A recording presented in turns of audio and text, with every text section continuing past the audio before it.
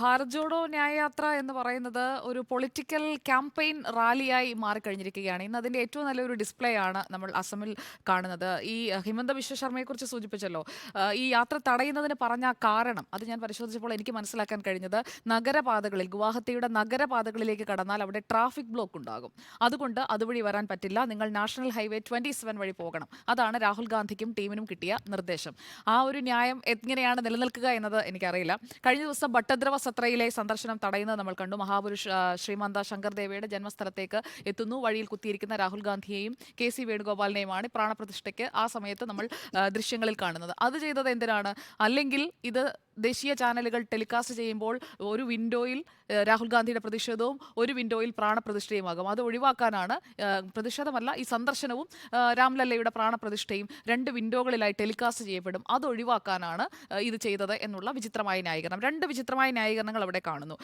ഇതിനിടയിൽ ഇന്നത്തെ ഒരു ദിവസം രാഹുൽ ഗാന്ധിക്ക് ലഭിച്ച അഡ്വാൻറ്റേജ് എന്താണ് എന്ന് ചോദിച്ചു കഴിഞ്ഞാൽ പാഞ്ച് ന്യായ്, അതാണ് ഈ യാത്രയിൽ രാഹുൽ ഗാന്ധി മുന്നോട്ട് വയ്ക്കുന്ന യുവാ ന്യായ്, ഭാഗീദാരി ന്യായ്, നാരി ന്യായ്, കിസാൻ ന്യായ്, ശ്രമിക് ന്യായ്. ഈ 5 ന്യായങ്ങളെക്കുറിച്ചും വിശദമായി രാഹുൽ ഗാന്ധിക്ക് സംസാരിക്കാനുള്ള അവസരം ഈ തടഞ്ഞതുകൊണ്ട് മാത്രം അതിനത്രയും വിസിബിലിറ്റി കിട്ടി. അല്ലാത്ത പക്ഷം യുവാക്കളോട് അപ്പോൾ ആ യുവാക്കളെ അഡ്രസ്സ് ചെയ്തുകൊണ്ട് എന്നെ ഇങ്ങനെ തടഞ്ഞിരിക്കുന്നു എന്ന് പറഞ്ഞുകൊണ്ട് കൃത്യമായി പുതിയ വോട്ടർമാരോട് കമ്മ്യൂണിക്കേറ്റ് ചെയ്യാൻ രാഹുൽ ഗാന്ധിക്ക് ഇന്ന് സ്പേസ് കിട്ടുകയാണ്, അല്ലെങ്കിൽ സ്പേസ് കൊടുക്കുകയാണ് ഹിമന്ത ബിശ്വ ശർമ്മ നൽകിയിരിക്കുന്നത്. അപ്പോൾ രാഹുൽ ഗാന്ധി പറഞ്ഞ വാക്കുകൾ നേരത്തെ നിങ്ങൾ സൂചിപ്പിച്ചതുപോലെ, ഈ ജോഡോ യാത്രയെ തടയുമ്പോൾ യഥാർത്ഥത്തിൽ രാഹുൽ ഗാന്ധിയും കോൺഗ്രസിനെയും സഹായിക്കുകയാണ് ഹിമന്ത ബിശ്വ ശർമ്മ ചെയ്തത് എന്ന് സൂചിപ്പിക്കാനാണ് ഞാനിത് എടുത്തു പറഞ്ഞത്.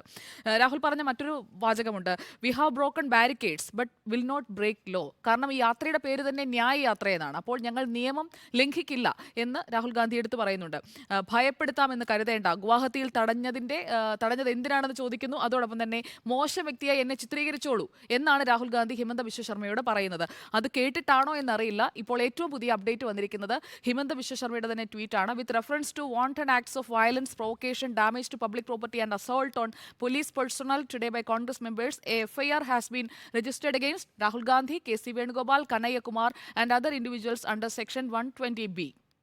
PDPP ആക്ട് അടക്കം എടുത്തുകൊണ്ട് പൊതുമുതൽ നശിപ്പിക്കുന്നതിനുള്ള കേസ് എടുത്തിരിക്കുകയാണ്. അപ്പോ രാഹുൽ ഗാന്ധി പറയുന്നുണ്ട്, ബാരിക്കേഡ് ഞങ്ങൾ തകർത്തിട്ടുണ്ട്, പക്ഷെ ഞങ്ങൾ നിയമം ലംഘിക്കില്ല എന്ന്. അതിന് കേസ് എടുത്തിരിക്കുകയാണ്. പൊതുമുതൽ നശിപ്പിക്കുന്നതിനുള്ള കേസ് ഇവർക്കെതിരെ എടുത്തിരിക്കുകയാണ്. അപ്പോൾ ഇതിന്റെ ഒരു തുടർച്ച നാളെയും ഉണ്ടാകാനുള്ള ഒരു സാധ്യതയാണ് അസമിൽ നിന്ന്. ഇനിയുള്ള 4 ദിവസങ്ങളും വാർത്ത തടസ്സപ്പെടുന്നത് നല്ലതാണ്. അത്രയും വിസിബിലിറ്റി രാഹുലിന് കിട്ടും. ബാഹുല്യം ഉണ്ടാവും അല്ലേ? വിസിബിലിറ്റി ഇവിടെയുള്ളെന്ന് തോന്നുന്നു.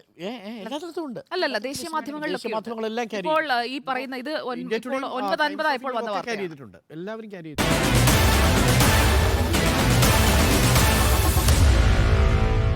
Meet the editors.